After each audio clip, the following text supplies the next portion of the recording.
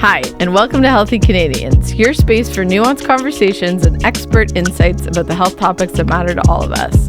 I'm your host, Megan Beahan. We've just made it through the holidays, and if you have kids, you probably have a few new toys kicking around the house.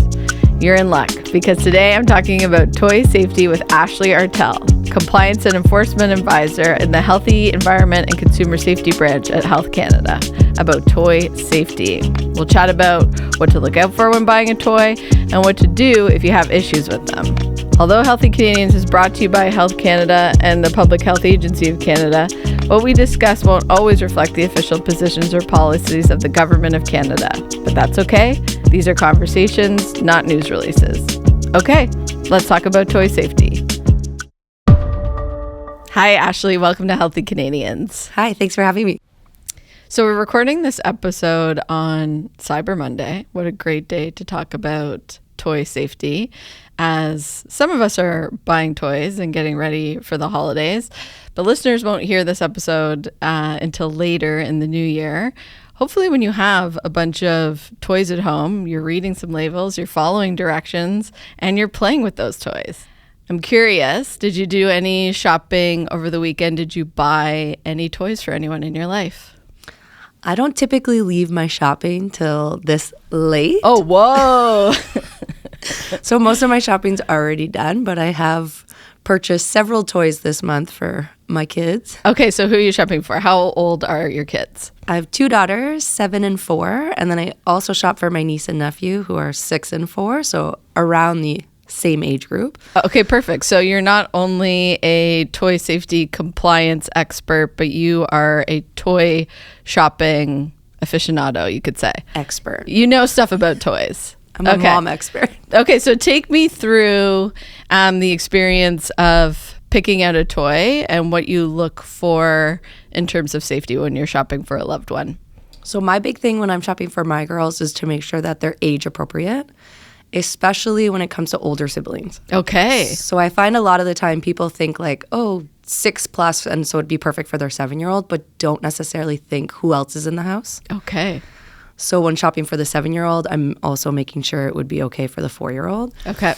I mean, she's aged up since last year, so under 3 is a bit more, I'm cautious when I'm shopping for that, especially when it comes to small parts. But no, just making sure that it's age appropriate for both, and also that what they're going to use it for is the intended use of the product. Okay, tell me more about that. Can you give me an example?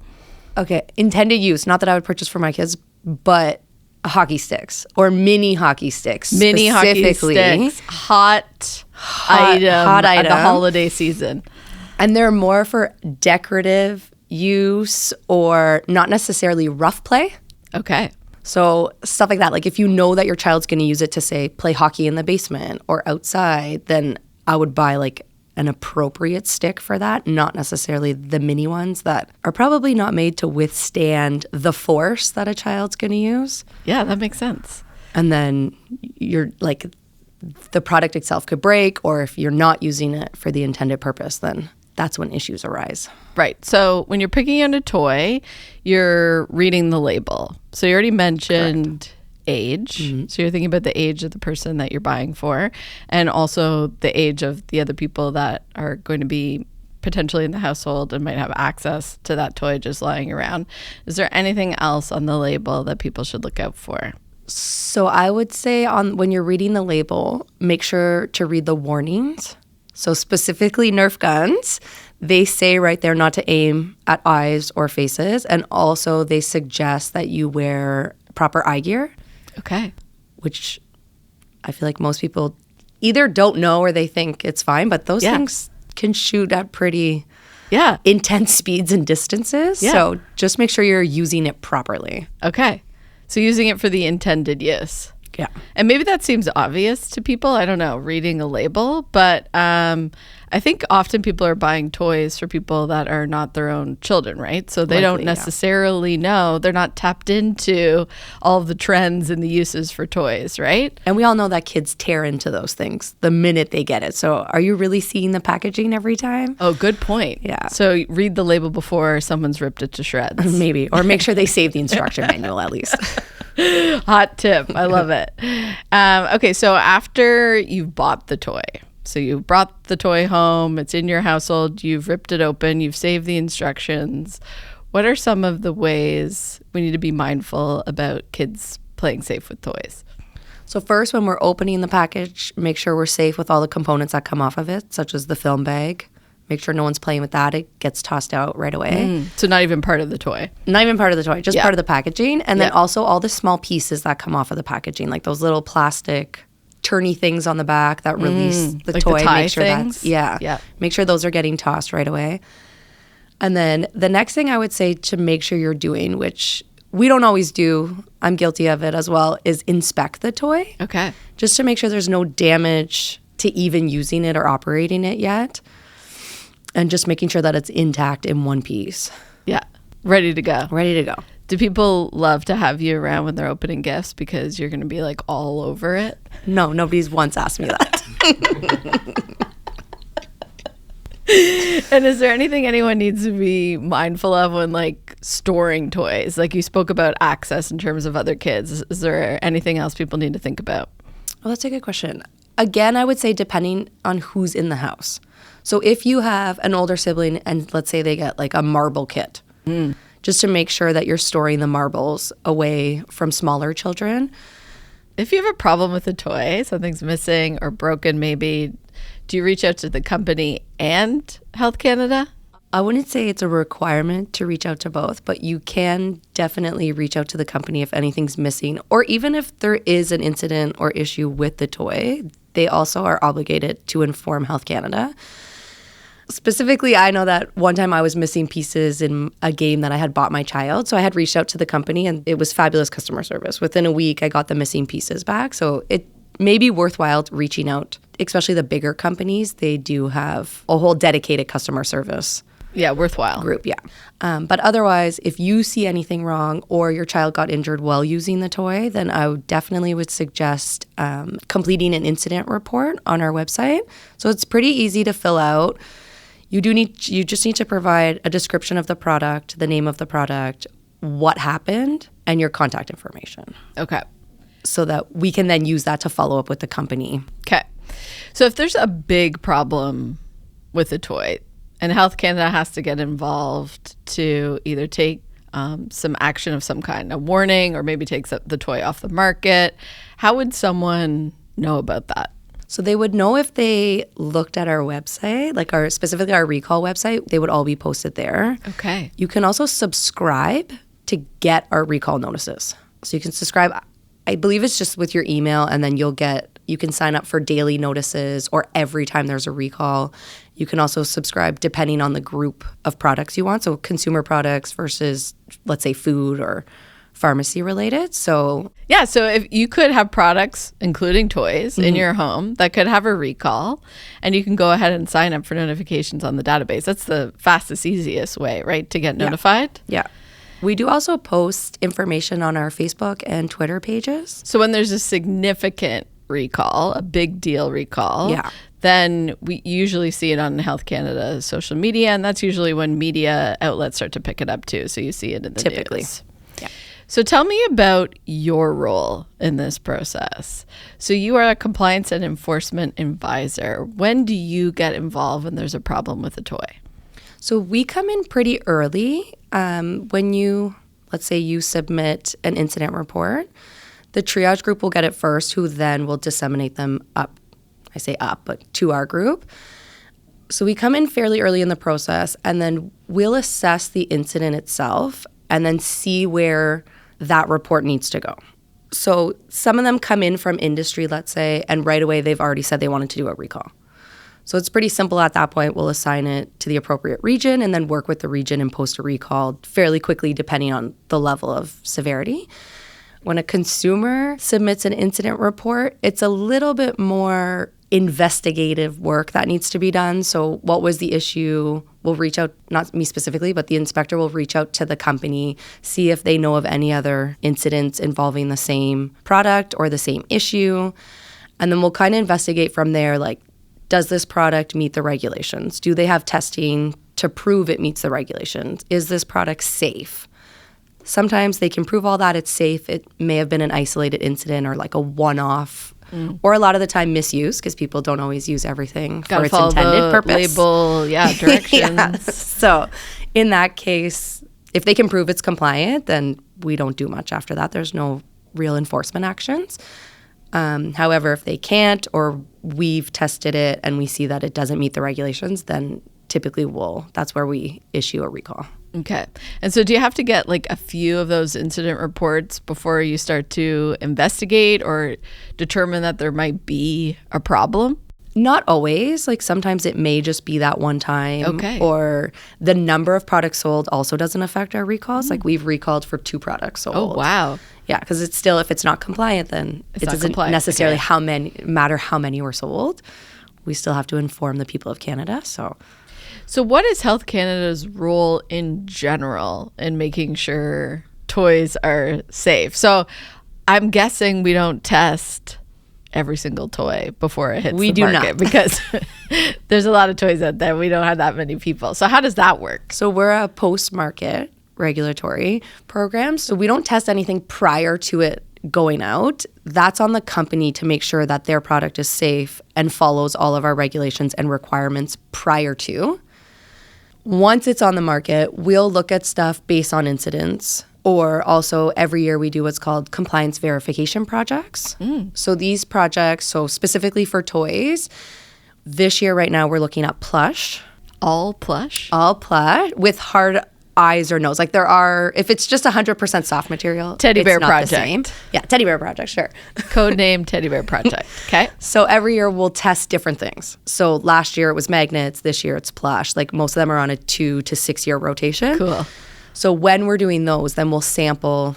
Typically that's about 25 to 30 samples for most of the toy projects. And then we'll test them internally at our lab. Toy laboratory. Yes. Can you paint me a picture of the toy laboratory? What happens there? Ooh, lots of fun stuff. So specifically for plush, since we're doing it right now. I'm kind of scared to hear your answer, to be honest, because okay. I'm scared for Just the picture plush. it? Yeah, like it sounds gory. I guess you could say that. Please go ahead. We're mainly looking at the hard plastic components that could come loose and then ultimately be a choking hazard for tiny children. Okay. So for the eyes and nose, we put on like a 3-prong claw. I'm just visualizing it. Yeah. And then the toy hangs with a weight attached to that claw for X amount of time and X amount of weight to make sure that it can withstand. And then if the eye or the nose pop off, then essentially it doesn't pass and will likely post a recall. Wow. Well, so if it doesn't pass, we do pass it already. It's mimicking a kid like trying to pull off the eye or the nose. Exactly. Like grabbing it, or maybe like even with their teeth and pulling. Okay. Cool. Mm-hmm. And what does the magnet look like when it's being tested? The magnet's tested for force. Okay.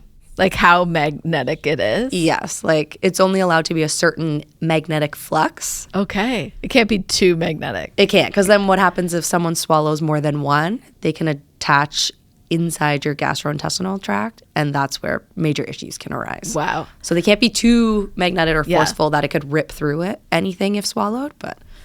I think parents will be really happy to hear that Health Canada also tests toys for sound. Can you tell me about that? We do, and sound's a fascinating one, I guess you could say, because we test sound at different levels depending on what the toy is used for. Example, handheld, tabletop, or on the floor. Okay. So obviously a toy on the floor, it's a greater distance away from your child's ear. The sound can be slightly higher, whereas handheld, probably right near their face or right at their ear, it wouldn't have the same levels as, say, the floor or even the countertop. Yeah. So how do you test that in the lab? You're testing the volume of something, so it's not too loud to damage. Decibel reader. Okay. So you're testing the volume when you use the toy. They'll test how loud it is, and if it's within the specific range it's allowed to be for the intended use of it. Okay. So this is for kids' safety. This is not intended to protect the sanity of parents that might be in the room listening to these toys, correct? Correct. Unfortunately, we don't have a test method for parents' annoyance or irritability. That's good. That's good. Okay, so at the end of these big testing periods, what is like the outcome? Like you've tested now 25 plush. What do we do with that information? So as we test, if it passes, that's it. We follow up with the company saying your product passed. Like we also inform all the companies that their product has been chosen to be tested. Okay. If it fails, then we just start the regular recall process. So if it's a level 2, let's say, you have X amount of days from the day it failed, determined it's a recall until the day of posting. Cool. So we just follow that. So throughout the project, we'll just frequently have things that will be recalled on an ongoing basis. It's not all or none. Yeah. Or like wait till the end and then do with it. Yeah, it's just just it's as not like the one big reports come report in. at the end. Yeah. It's an ongoing thing. Yeah. And we do post all of our findings on our website. So at the end of each year, I want to say, all the what's called enforcement summary report. So it's a very simple document. It just says what was tested and then what the outcome was. Cool. So if you're living in Canada, you're curious about your toys at home and whether they're being tested in the toy laboratory or not, you can go and find out. You can. Cool. Some light Saturday reading. Yeah, for sure. Yeah. You mentioned magnets and why they're a risk. I know there are a few items that are toys or toy associated with toys that are like major red flags. Can you tell me some other ones? So as you say, magnets are one to be mindful of. Tell us how to be mindful of magnets. I think the main thing is, again, who the product's for and who's in the house. Because it's not, when it comes to magnets, it's not just toys. It's also magnets that can be sold in novelty sets or entertainment for adults. Right. That's a good point because we're not just talking about parents and kids here. No. We're talking about toys that adults might buy as well. Yeah, like a lot of the magnet fidget toys or desk toys. Yeah. So it's just to be mindful of, again, who's in the house and what they may use that product for. Because we all know young kids, they'll put things in their mouth. Right. So the issue is that the magnet toys can be small and they might be ingested. And once ingested, that's a big problem. What about one? Yeah. Give me another one. Another one I would say just to be mindful of is water beads. Yeah. Tell us what a water bead is, first of all. So a water bead is a tiny polymer that can swell up 5 to 10 times its size once placed in liquid. Okay. So why does anyone buy a water bead? They're often used for sensory bins or even as like home decor and vase fillers. Yeah. So the tricky thing about them is they start off really, really small, and most of the time they're very colorful. So to young children, they can look like candy or anything you'd want to put in your mouth. But then once ingested, they can swell up significantly that they could block your intestinal tract. But the other thing too is small children may put them in their ears or nose, causing issues, or also like if they're aspirated in, they can go down your windpipe, which ultimately would stay stuck. So what's the deal with water beads? So water beads are actually a product category that Health Canada is taking a closer look at currently. So as of July of this year, they just made it on to Table 1 of our general prohibitions. And what is Table 1? So Table 1 is when we identify the hazard of concern. So it's made it on Table 1. We're now taking a greater look at the standards that are currently out there or what this means for the future of water beads and how we look at them when it comes to a hazard. So after Table 1, they can make it to Table 2, which is the comment period where we put all our findings out there. And then industry has time to comment on it. And then depending on what comes out of that, it can make it to Table 3. So Table 3 is when we've determined that it is a danger to human health and safety. So for example, magnets is currently on Table 3. So it just states that any small, powerful magnet needs to meet one of the 4 requirements listed. So right now it's either the toy requirements or other standards that are equivalent that are out there. So they're not banned per se. They have to meet, if it's not our regulation, then they definitely have to meet the safety standards that are out there in order for them to sell their product. Okay, that makes sense. So if something's in Table 3, you can still buy it. It just means there are more restrictions in terms of what a company needs to do who's producing and selling them. Correct. Because our regulations were written a while ago, and we do update them. However, they don't include all of the new toys that come out on the marketplace. I bet. Yeah. It's an ever-evolving category. Okay. So that's a good one to be mindful of. Tell me about button batteries. What even is a button battery? A button battery is a small cell battery. Okay.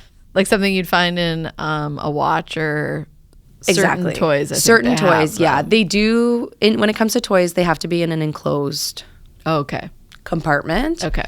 But they can be tricky. The issue there, again, is if swallowed. So a lot of the issues are swallowing issues when it comes to toys because they can do a lot of damage once inside. And a lot of parents may not know that their kids even ingested anything, right? Right. So they can break down in the saliva and cause a lot of internal issues. Okay. Okay, let's talk about buying toys online versus buying them in the store. Oh, okay. So if I'm buying stuff online where I'm, let's say, not necessarily aware of like the country of origin, is there anything I need to be like aware of in terms of like safety? Well, we all know that a lot of shopping has shifted over the years to online. Are you buying your toys online, Ashley? Am I? Did I? Actually, I would say maybe 25%. That's pretty good. I still like to go in the store and like see what I'm getting. Yeah. And sometimes, especially at this time of year, everything's on sale. So if people are buying stuff online, what do they need to be more? Is there anything they need to be more aware of versus if you were like in Canada at a store? I mean, online, you definitely don't know where the product's always coming from or how it's made. So it is a little bit trickier. I would say just be more mindful where it's coming from, if it's like a respected company versus maybe one you've never heard of or a website you've never heard of. Right. Just definitely be more mindful when you're shopping online. Are there products in Canada that are not allowed in Canada, that are like completely banned, that you could get outside of Canada, whether online or not online? Good question. That we shouldn't be bringing into Canada? There are. One, if we're looking more in the toy realm, it's not necessarily a toy, but baby walkers. What's a baby walker? A baby walker is where you can put your baby, they're like fully enclosed in it, like, or encased, I guess I should say. Okay. Encased in it. Yeah. And then on wheels. Oh, I thought those were cool. Those aren't allowed? They seem cool. The tricky thing is then your baby has full range to walk around everywhere or go down the stairs accidentally. And because they're enclosed in it, they can't easily get out. Okay. It also raises them so they can like now have easy access to, let's say, a countertop or a coffee table or objects that are not meant for them to have access to. So they're pretty tricky. So those were banned back in 2004. Wow. But they're not banned in the States. And like people probably, they're not banned in the States. No. So you can still buy them wherever you go in the States. One could be shopping in the States and or buy online. Across the border. And you wouldn't know that it was banned. If you were buying it on something from a U.S. retailer online, you wouldn't necessarily know that that product's banned here, right? True. They're not supposed to sell it into Canada. But we all know that sometimes, So if people have baby walkers at home, maybe they bought it in 1999. Definitely throw it out. It's from 1999. Throw it right in the garbage. Yeah. Okay. Hot tip. Yeah. If you see them on the marketplaces, do not pick them up.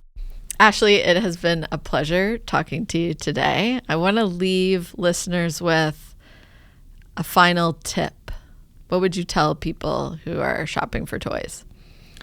I would just like to reiterate that being mindful when purchasing toys of who you're purchasing the toy for, but also who's in the house and who may have access to the toy. Safety always comes first. Love it. Thank you, Ashley. Thank you for having me. Thanks for tuning in to Healthy Canadians. If you're watching on YouTube, don't forget to click the like button below and subscribe to stay up to date on future episodes. Find us wherever you get your podcasts and leave us a review if you like what you've heard. For more information on the health topics that matter to you, visit canada.ca/health.